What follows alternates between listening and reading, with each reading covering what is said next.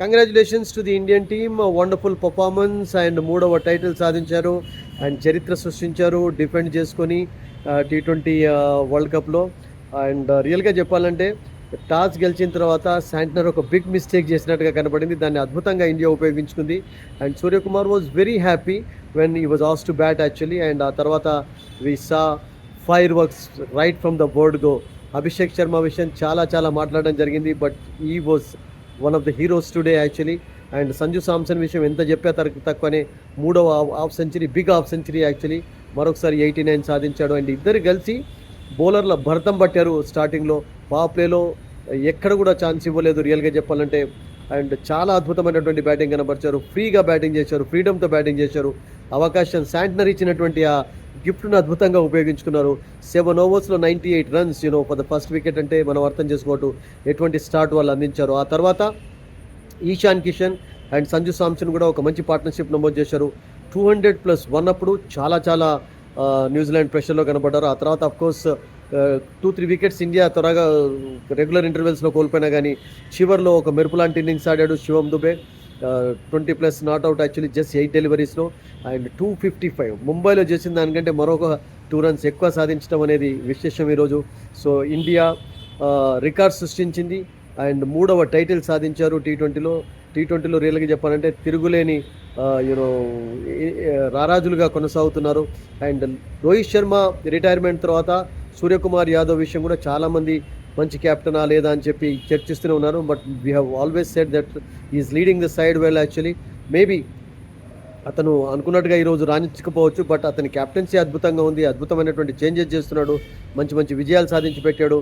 And 1,20,000 crowd ముందు 2023లో మనందరికీ తెలుసు ఆస్ట్రేలియా చేతిలో డిసప్పాయింట్మెంట్కు గురైనటువంటి ఇండియా ఈరోజు అందరికీ అద్భుతమైనటువంటి హ్యాపీనెస్ ఇచ్చారు వాళ్ళ వండర్ఫుల్ పర్ఫార్మెన్స్ తోటి.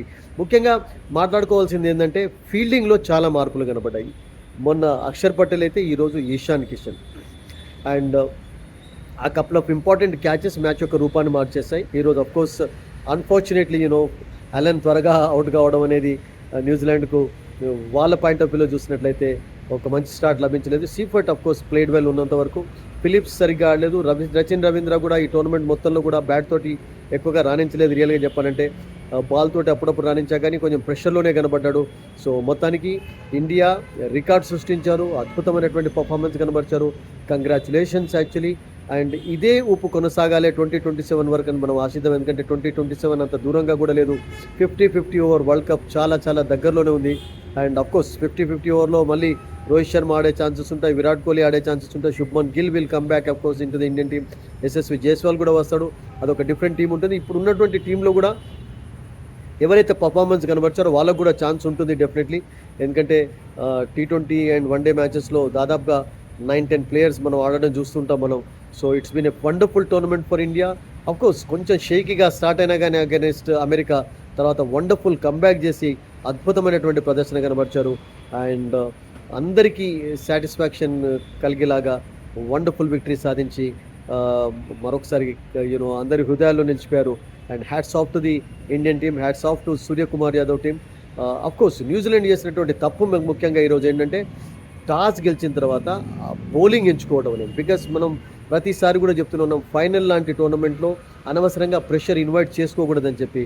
And that happened actually. And India eventually one. So congratulations to the Indian team.